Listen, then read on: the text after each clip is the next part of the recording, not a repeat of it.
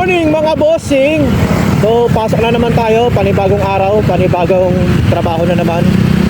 At panibagong tax na naman ang makukuha sa atin ng mga kurakot na buhaya ng gobyerno. Piruin mo, tayo nagpapakahirap pagtrabaho, tapos sila, easy money lang, kukunin lang sa tax ng bayan. Tayo yung mga nagkatrabaho sa mga private sector o pribadong kumpanya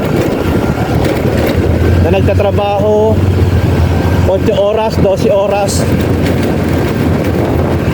pero walang libreng pabahay. Samantalang yung mga walang trabaho, sila yung binibigyan ng mga libreng pabahay.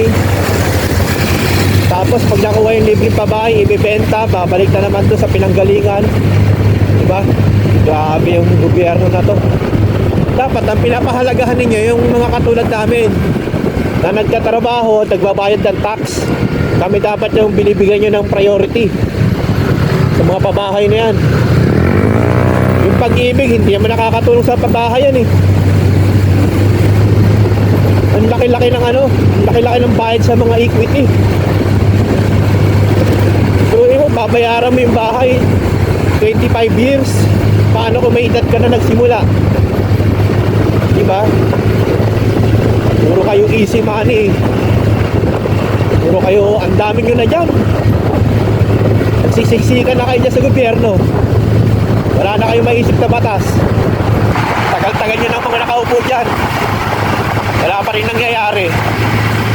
Puro bulsa nyo lang ang lumalaki at mga dyan at mga bahay, kayamanan, yun lang ang lumalaki sa inyo.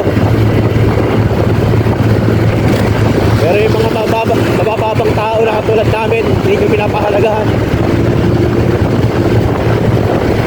Wake up! Mga buhaya sa Pilipinas, makulong sana kayo, mga hayop kayo.